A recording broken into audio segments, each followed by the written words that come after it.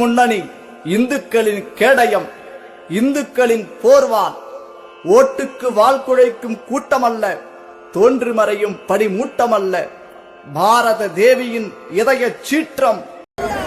இந்து முன்னணி பேரியக்கம் விநாயகர் சதுர்த்தி விழாவை ஏதோ ஆட்டம் பாட்டத்திற்காக நடத்தவில்லை. இந்துக்கள் மத்தியிலே ஒரு எழுச்சியை, ஒற்றுமையை ஏற்படுத்துவதற்காகத்தான் இந்த விழாவை நடத்தி கொண்டிருக்கிறது. இந்த ஆண்டு நம்முடைய தலைப்பு என்ன தெரியுமா? இந்துக்களே, நீங்கள் புரிந்து கொள்ளுங்கள், நம்முடைய ஜனத்தொகை தமிழகத்திலே குறைந்து கொண்டிருக்கிறது. இந்துக்களே, தமிழகத்திலே நம்முடைய ஜனத்தொகை குறைந்து கொண்டிருக்கிறது. நாம் உஜாராக இருக்க வேண்டும், எச்சரிக்கையாக இருக்க வேண்டும். இதுதான் நம்முடைய தலைப்பு. எப்படி எண்ணிக்கை குறையுது?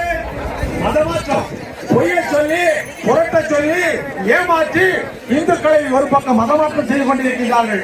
இன்னொரு பக்கம் அரசாங்கம் இந்துக்களை கருவறுக்கிறது குடும்ப கட்டுப்பாட்டின் மூலமாக. இதிலிருந்தெல்லாம் இந்துக்கள் விழிப்புணர்வோடு நம்முடைய சமுதாயத்தை பாதுகாப்பதற்கு எச்சரிக்கையோடும் உஜாராகவும் இருக்க வேண்டும் என்று இந்த மாநாட்டின் வழியாக உங்கள் அனைவருக்கு எங்களுடைய கருத்துக்களை தெரிவித்துக் கொள்கின்றோம். இரண்டாவது, ஒரு 4 மாதத்துக்கு முன்னால நம்ம தமிழக அரசாங்கம் எல்லா மாவட்ட ஆட்சித்தலைவர்களுக்கும் ஒரு கடிதத்தை அனுப்புறாங்க. இந்த கடிதம் என்ன தெரியுமா? அந்த கடிதம் மத வழிபாட்டு தலம் கட்டுவதற்கு யார் விண்ணப்பித்தாலும் 30 நாளைக்குள்ளாலே மாவட்ட ஆட்சித்தலைவர் அது குறித்து முடிவெடுக்க வேண்டும் என்று சொல்லி ஒரு கடிதம் அனுப்பினாங்க. அந்த கடிதம் அனுப்புவதற்கு காரணம் யாருன்னு சொன்னா, இந்த காலம் பட்டிமன்ற நடத்துக்கு ஒரு ஆளை கூப்பிடுறது தெரியுமா? 1 லட்சம், 2 லட்சம், 3 லட்சம் கொடுத்து கூப்பிடுறது தெரியுமா? திண்டுக்கல் லியோனி என்கின்ற இந்து விரோதி. அந்த லியோனி நம்முடைய சபாநாயகர் அப்பாவு என்கின்ற இந்து விரோதி. நம்ம மாவட்டத்தில் இருக்கக்கூடிய அமைச்சர் ராஜேஷ்குமார் என்கின்ற எம்எல்ஏ, இப்படிப்பட்ட பீட்டர் போல் சொல்லக்கூடிய அந்த நபர், இப்படி ஒரு கூட்டம் சேர்ந்து தமிழ்நாட்டில் எல்லா இடங்களிலும் பிற மத ஆலயங்களை உருவாக்க வேண்டும் என்ற நோக்கத்தோடு அரசாங்கத்துக்கு ஒரு நெருக்கடி கொடுத்து ஒரு கடிதம் அனுப்பப்பட்டிருக்கிறது. அதனால நமக்கு என்னன்னு நினைக்க வேண்டாம். கன்னியாகுமரி மாவட்டத்தில் ஏறத்தாழ 200 விண்ணப்பங்கள் கிறிஸ்தவர்கள் கொடுத்திருக்காங்க சர்ச்சை கட்டுறதுக்காக. இந்துக்களை நீங்க எங்க கொடுத்துருக்கீங்களா?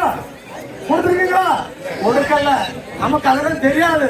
நாம வாழோம், பூஜை பண்றோம், வீட்டுக்கு ஒரு கோயில் வச்சிருக்கிறோம், வழிபடுறோம், போறோம். ஆனால் மிகப்பெரிய ஆபத்து இருந்து கொண்டிருக்கிறது. அவர்களுக்கான மனுக்கள் ஏற்கப்பட்டு விட்டால் இந்த மாவட்டத்தில் மிகப்பெரிய மதமாற்றம் நடக்கும். இதுக்கு என்ன செய்யறாங்க கேட்கீங்களா? இதற்கான ஒரு தீர்வு இருக்கிறது. அதுல சட்டம் ஒழுங்கு பிரச்சனை இருந்தா அனுமதி கொடுக்க மாட்டாங்க. சட்டம் ஒழுங்கு பிரச்சனை என்ன, யாரையாவது அடிக்கணுமா? கிடையாது. நம்முடைய எதிர்ப்பை அரசாங்கத்துக்கு தெரிவிக்க வேண்டும். பக்கத்தில் ஏதோ கெட்டாங்கன்னு நினைச்சுக்கிட்டு அப்படி அமைதியாக இருக்காருங்க, அது நமக்கு ஆபத்து. எச்சரிக்கையாக இருங்கள். அரசுக்கு நம்முடைய எதிர்ப்பை தெரிவிக்க வேண்டிய காலத்திலே, இந்துக்களை உஜாராக இருக்க வேண்டிய காலத்திலே இருந்து கொண்டிருக்கிறது.